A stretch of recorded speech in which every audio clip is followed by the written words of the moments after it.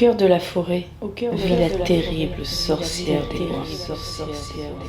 C'est elle qui aujourd'hui va partager l'une de ses recettes.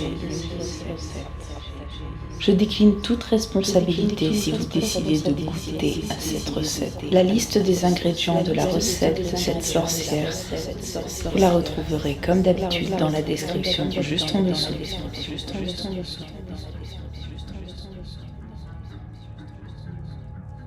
Il faut commencer par préparer la garniture aux pommes. Pour cela, placez les pommes pelées et tranchées dans un plat et ajoutez-y les 2 sucres, la farine, le sel, la cannelle et la muscade, ainsi que l'extrait de vanille. Il faut bien mélanger et ensuite garder de côté pour plus tard. Ensuite, on passe à la pâte. Mettez la farine dans le bol d'un robot avec le sucre, le sel, on mélange un peu, puis on ajoute le beurre mou. Après avoir bien mélangé, on ajoute l'eau froide et on mélange jusqu'à ce que la pâte soit bien homogène. On la divise ensuite en 2 et on place au réfrigérateur pour une demi-heure.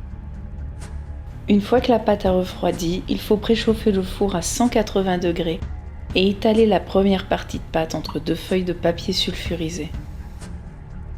Puis on la place dans un moule à tarte bien beurré et fariné. On ajoute les pommes et tout le jus qu'elles ont produit.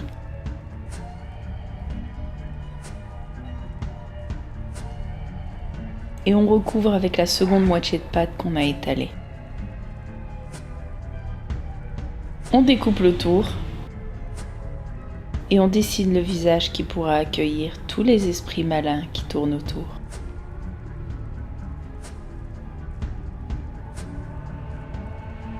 Il ne reste plus qu'à la placer dans le four chaud pour 40 à 45 minutes.